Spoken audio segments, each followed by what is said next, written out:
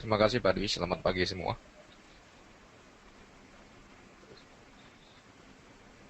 Ya, selamat Sebagaimana pagi. tadi yang sudah disampaikan oleh Pak Dwi Aviono, teman-teman semua bisa melihat dan membacanya secara detail dan komplit di Monex Daily Report dengan mengunduh di Monex Daily di monexnews.com. Baik, untuk pagi hari ini kita akan melihat dulu dua data ekonomi penting dari yang pertama dari Rusia, di mana inflasi yang dilaporkan di bulan April ini dihitung dari bulan Maret mengalami kenaikan yang cukup mengejutkan banyak pihak dari 16,7% ke 16,9%. Data yang disumbang terbanyak itu dari sumber biaya untuk bahan pangan, non-alcoholic beverage itu naik sebesar 26,1%, kemudian cereals dan biji-bijian untuk pembuat bubur dan roti di sana juga mengalami kenaikan sebanyak sangat tinggi 52,9%. Gula juga meningkat 50% dari angka sebelumnya. Hal ini sangat mengagetkan dan banyak memberikan kekhawatiran di sisi konsumen dan produsen ya. Karena kenaikan ini akan dari sisi permintaan akan melambat dan lain sebagainya. Ditambah lagi juga ada peningkatan dari 38% dari buah-buahan dan sayuran. Bahan pangan dari laut juga naik 33%, biaya transportasi juga meningkat 12,7%, biaya perabot dan rumah tangga juga meningkat 10%, biaya rekreasi dan hiburan itu meningkat 20,2%, alkohol dan tembakau nih cukai rokok juga meningkat 14,7%. Nah, apa yang terjadi di Rusia ini sedikit memberikan uh, sebuah tekanan terhadap pemerintah Vladimir Putin atas melemahnya nilai tukar rubel terhadap US dollar yang terus memberikan dampak negatif terhadap inflasi di Rusia. Saya kira kebijakan eksklusif yang akan dilakukan Vladimir Putin tentu akan melakukan dumping policy di kebijakan internal negara, kemudian meningkatkan income pendapatan negara dari penjualan minyak dari sisi lain, selain dari negara-negara ekspor tunjuan Rusia sebelumnya yang tidak pro kepada Rusia. Ini akan menjadi sebuah pemicu dari tingginya beban biaya konsumen yang mau tidak mau pemerintah juga harus melakukan hal ini. Tentu akan ada situasi yang terjadi berikut-berikutnya yang harus kita cermati, apakah nanti terjadi sebuah demonstrasi, kemudian kekacauan politik dan lain sebagainya, atau Vladimir Putin melakukan sebuah invasi militer untuk memperluas sumber pangan dan lain sebagainya untuk memenuhi kebutuhan masyarakat dan penduduknya. Ini dari sisi ekonomi. Kemudian yang kedua, di sisi Amerika Serikat, indeks manufacturing PMI menurun dari 56,5% di bulan Maret ya, dilaporkan dari datanya bulan Februari yang tinggi dari 56,9 ke 56,5%. Nah, ternyata pelemahan ini tidak dipandang begitu cukup signifikan karena ada ada permintaan yang meningkat dari sisi ekspor. Artinya ada kegiatan usaha yang walaupun jatuh ke posisi terendah dalam setahun ini, tapi permintaan masih angkanya positif. Nah, dua sisi yang berbeda dari negara adidaya Rusia dan Amerika ini memberikan sebuah eh, iklim ekonomi yang masih mix antara dunia belahan Eropa dan Eropa Timur serta di Amerika Serikat. Untuk selanjutnya, di akhir saya akan menyampaikan tentang outlook minyak yang memberikan sebuah sumber dan dasar kita dalam menganalisa pasar mata uang dan komoditas lainnya, dikarenakan sumber energi ini adalah faktor utama penggerak dari seluruh perekonomian dan bisnis. Sebelum itu, kita akan mulai dulu dari New Zealand,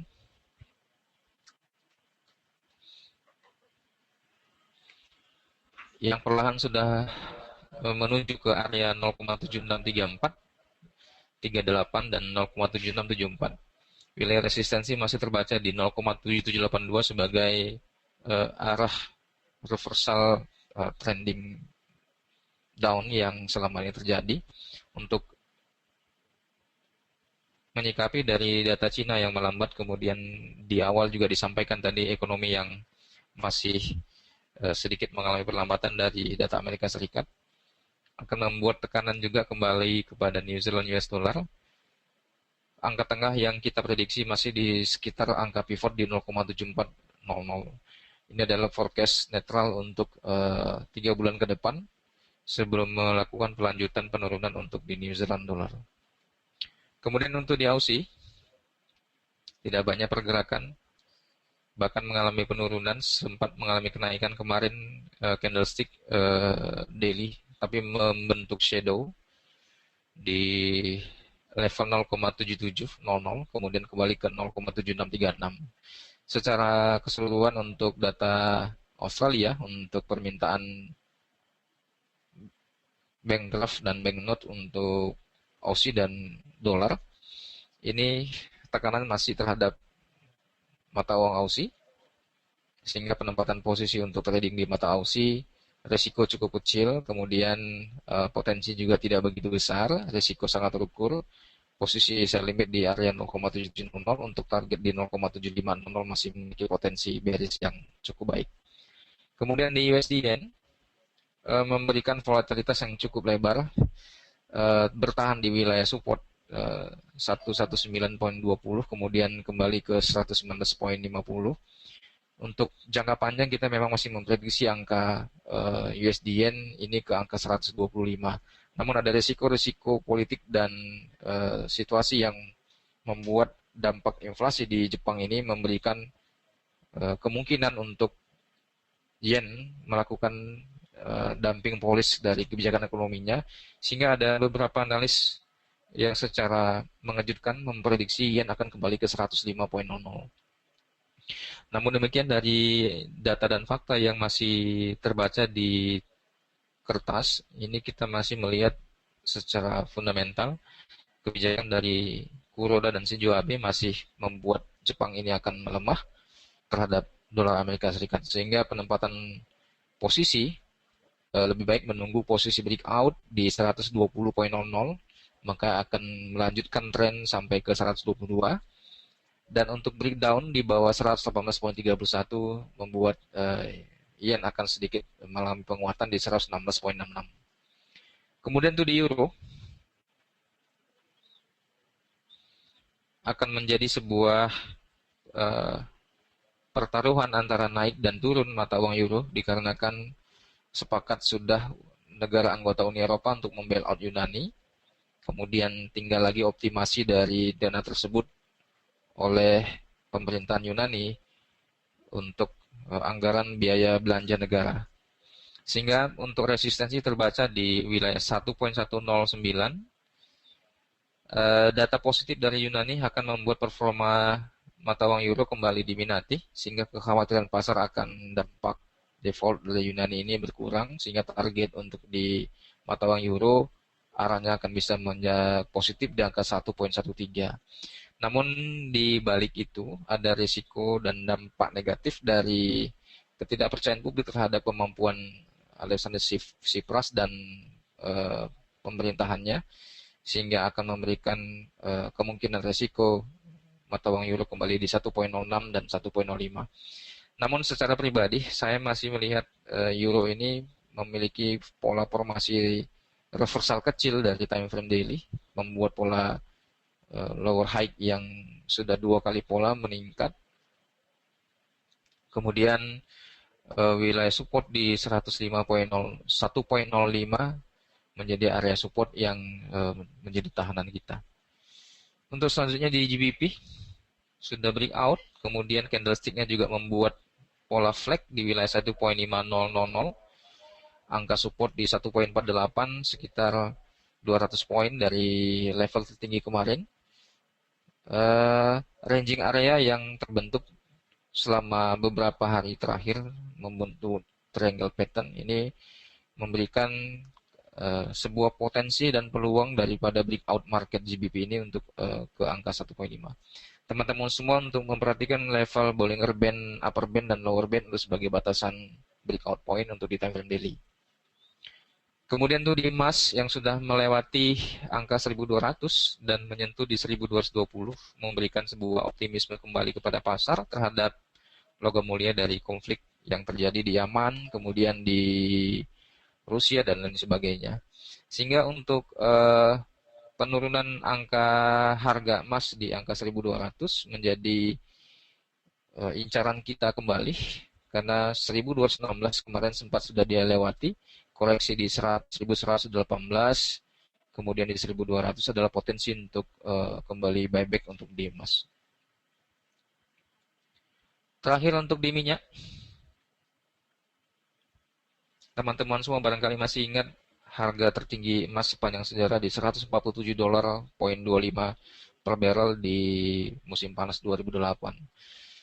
Pada saat harga tertinggi itu, harga minyak mengalami penurunan dan cukup drastis ke angka 30-an dolar per barrel yang disebabkan karena faktor adalah krisis keuangan dan kredit macet.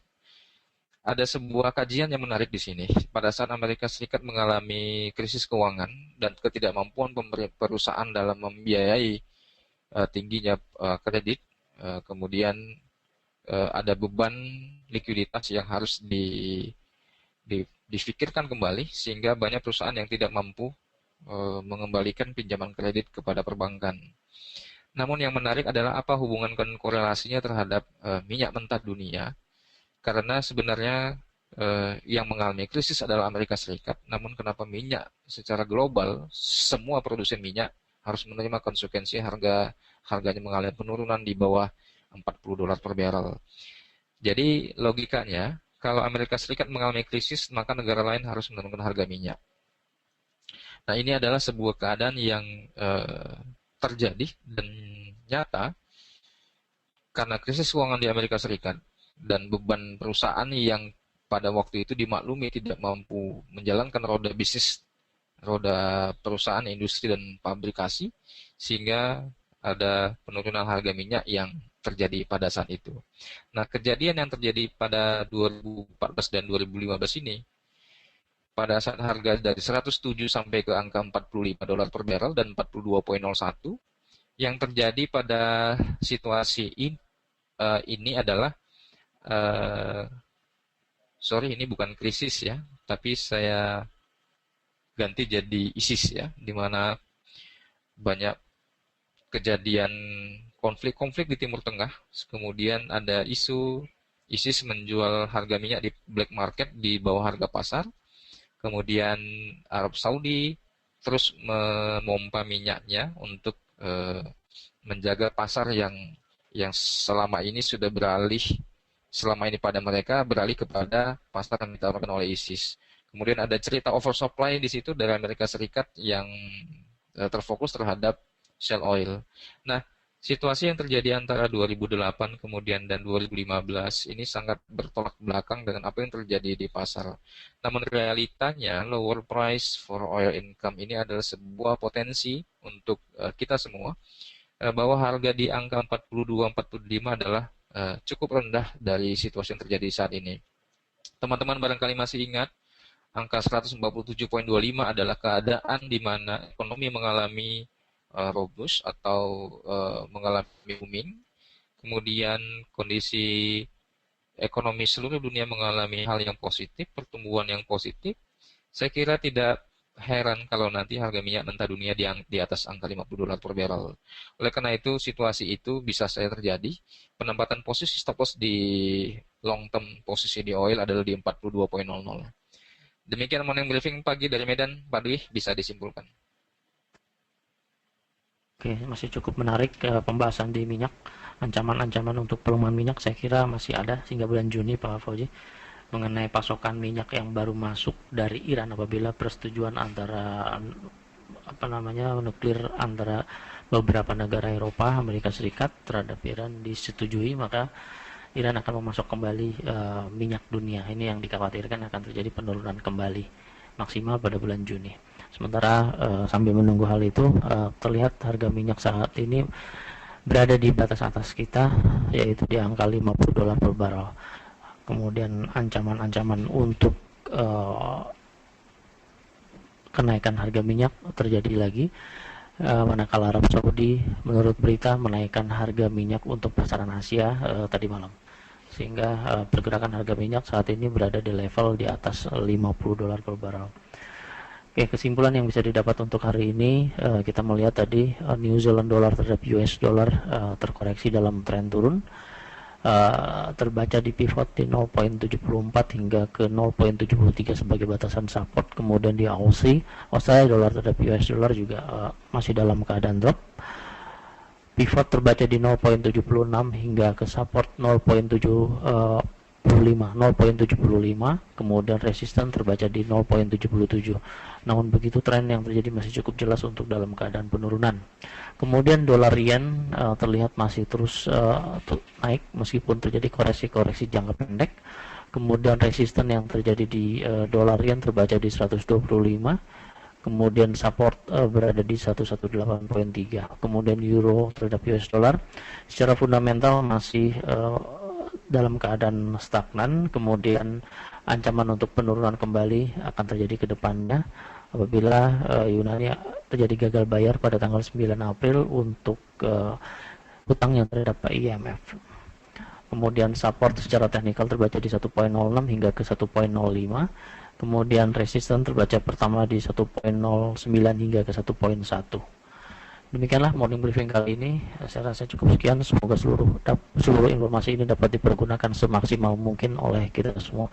Terima kasih dan selamat bekerja.